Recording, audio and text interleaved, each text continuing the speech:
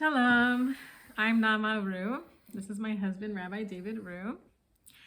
And we're going to go deeper into the learning around observing Shmita, the laws of agriculture, specific to the 7th year of the 7-year cycle for Jews growing food in the Holy Land. But it's more than that. It's about letting the land rest. And it's about having faith that God, who provides everything, is really the great master of everything, and that's where we get everything from. So when we withhold from trying to create, we're showing we are exercising our faith and we are refining ourselves. There's a lot of sanctity in the foods, and certain foods have sanctity all the time in some special ways. Everything is very specific and detailed, but especially grapes and grapevines and vineyards. They, even when it's not the Shmita year, there are so many extra, let's call them extra rules about how Jews are to care for them in the land. So what can you tell us about that in Shmita? Well, before we get to Shmita, if you think about wine, which deserves its own special bracha, other than just ha'etz, which you would expect of Brebria Guffin, it is used when we want to show distinctions. It's used at the wedding ceremony when the bride is previously prohibited and then becomes permitted to her husband. It's used at the beginning and end of Shabbos to delineate when Shabbos is. Wine is special and unique. And it's one of the things that we have special psukim about our vineyard, especially in Klein, which we're not going to talk about now. But concerning Shmita, it says, ובשנה השביעית שבתון יהיה לארץ, on the 7th year it will be a Sabbath for the land. תזרע, you will not plant your field. וכרמך תזמר, and you will not prune your vineyard. Now, pruning in general is one malacha on Shabbos. When it says כרמך תזמר, is that a binyan? Is that a example that applies to everything else? Meaning, is pruning everything prohibited, or is only pruning a vineyard prohibited? So the Rambam says, אינו לוקה מן התורה אלא על הזריעה or הזמירה, והקצירה, or al הבצירה. Echad kerem, ואחד שאר אילנות. You're not lashed for the Torah, from the Torah, except on planting and pruning, harvesting of grains and harvesting of fruits. It doesn't matter whether it's a vineyard or any other type of tree. So according to the Rambam, it seems that all of these things are Torah prohibitions and not just the vineyard. The Eglei Tal says this, the Tosfos Yamtiv says this, the Tosfos Yamtiv says, Zimor ritat ilan midoraisa, that pruning or trimming of any tree is a Torah prohibition, bein b'kerem be'bishana ilanos, whether you're in a vineyard or any other tree, k'mosh kasav Rambam, just like the Rambam writes. However, it doesn't seem to be so simple, because the Gemara in Moued Katan seems to disagree or contradict, or Rambam, it's better to say the Rambam contradicts the Gemara. Because the Gemara says, mנין שאין מקרסמין ואין מזרדין ואין מפסגין באילן. These are 3 verbs that Rashi says essentially all mean pruning. They're for different types of trees, but they're all types of pruning. Talmud Lomar sadcha lo, כרמך lo. It says your field not, meaning sadcha lo tizra and כרמך lo tizmor. Kol melacha shebezadcha lo. Any melacha that you do in your field is prohibited. And after the Gemara has a long discussion on this, any work that you do, the Gemara concludes Merabanan v'kras machta ba'alma, that this is rabbinic, and the And they're just leaning, the rabbis are leaning it on these psukim. In fact, it's only planting in your field and pruning in your vineyard. They're the Torah prohibitions. That is the way the Gemara in Ma'arid Cotton seems to go. The Chazon Ish, who was one of the most important early people to deal with all the various issues around Shmita, writes as follows: it seems from the Rambam that you would be liable for lashes, 39 lashes, for pruning any tree. But this is a wonder.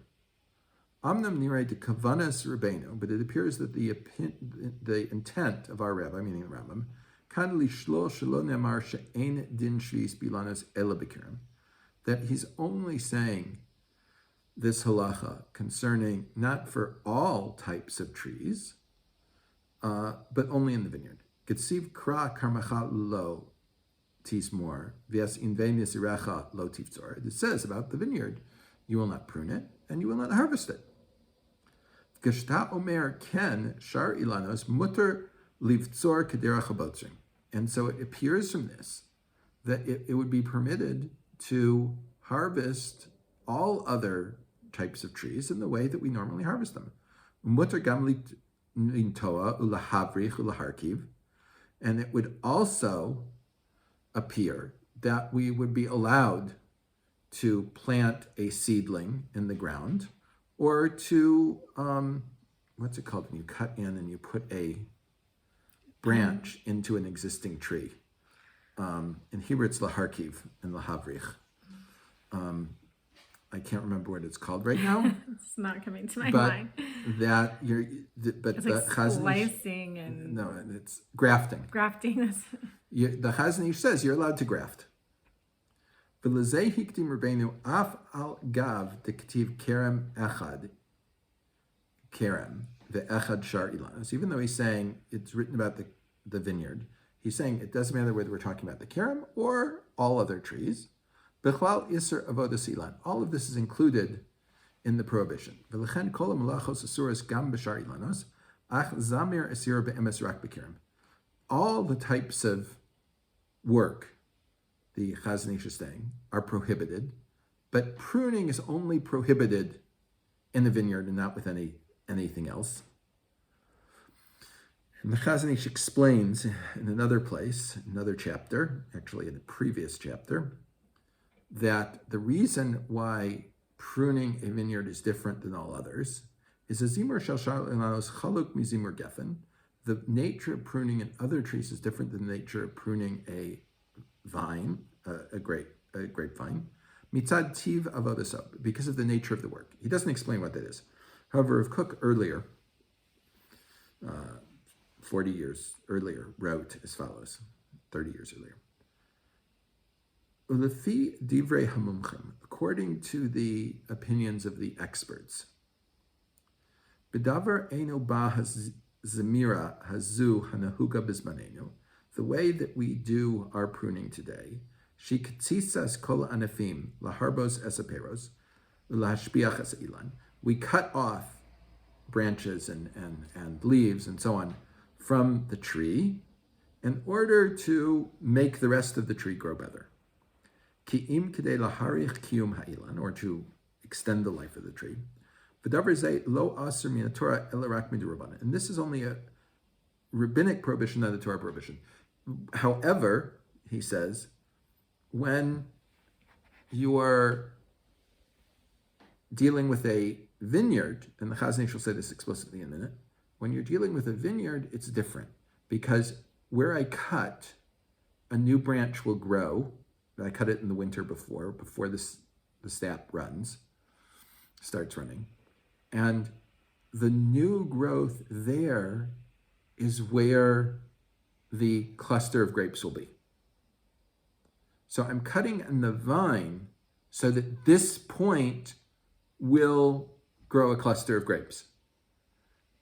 And I'm cutting another tree so that the rest of the tree will grow better. It's a very different type of thing. So the Chazon Ish says on this, Kol zimur tzarich dikduk v'chachma harbe. The doing proper zimur, proper pruning of a vineyard, requires great wisdom. Yesh be'ilanot shegormim gidun begidulan uperotehem. There's sometimes when you cut another tree, sometimes you chop it down, it's dead, but other times you chop it and it improves the growth of the rest of the tree and the fruit in it. V'kol zimur she'eno altzad hadikduk oseh giraon beperos. If you don't cut it right, it doesn't help the rest of the fruits. Ubeshabes chashiv zomer desof sof hazmira hula kachol zomer. On Shabbos, it doesn't matter what you do, whether it's done right, whether it's done wrong, whatever, you've pruned, and that's liable. Af shelo diktek kahukan, even if you didn't do it properly. Aval inyan shvis, but concerning shvis, keven de ein osin ken, if you're not cutting precisely, funis kavin la'etzim, and your intent is, I want this for the wood. I still have wood stoves. You're harvesting You're harvesting wood. In those days, primarily for stoves, but it could be for us for lumber. Sure, then it would be permitted.